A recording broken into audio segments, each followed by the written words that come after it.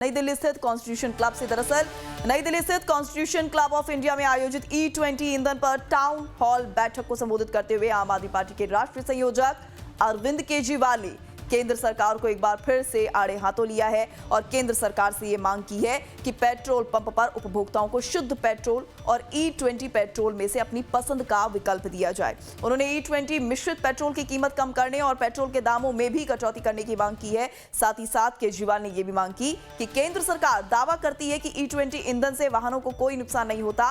उन्होंने सरकार से उस अध्ययन की रिपोर्ट सार्वजनिक करने की मांग की है जिसके आधार पर वो ये दावा कर रही हैं। उन्होंने कहा है कि अगर सरकार के पास ऐसी कोई रिपोर्ट है तो उसे जनता के सामने लाना चाहिए, प्रस्तुत करना चाहिए ताकि लोग खुद सच्चाई जान पाएं।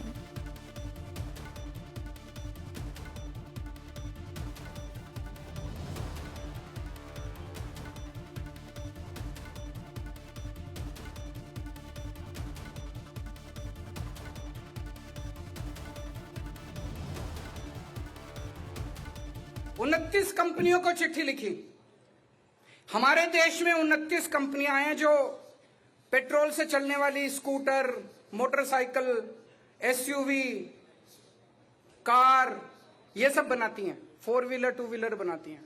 29 कंपनियों को मैंने चिट्ठी लिख के दो ही चीज पूछी। मैंने कहा भाई ये बता दो 2023 से आपकी जो गाड़ियां बनी हुई हैं पहले, वो गाड़ियों में E20 इस्तेमाल हो सकता है क्या?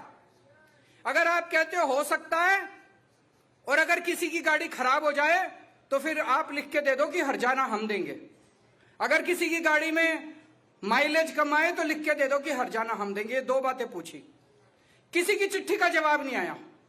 लेकिन 9 कंपनियों के अफसरों से मेरी खुद की डिटेल में बात हुई। बोले जी 2023 के पहले वाली गाड़ियां E10 थी, उनमें E20 इस्तेमाल नहीं हो सकता।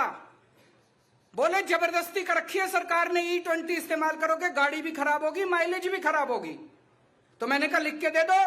बोले लिख के देंगे, धमकी दे रहे हैं प्रधानमंत्री जी, फैक्ट्री बंद करा दूंगा, इनकम टैक्स की रेड करा दूंगा, प्लांट बंद कर दूंगा, ईडी भेज दूंगा। बोले धमकी दे रहे हैं, हम लिख के नहीं दे सकते। और बोले अगर हमने उनके कहने से लिख के दे दिया E20 सही है तो बोले फिर कंज्यूमर आ जाएगा, वो कंज्यूमर कोर्ट में जाके कहेगा हमारा हर्जाना दो। बोला ना ये लिख के दे सकते ना वो लिख के दे सकते।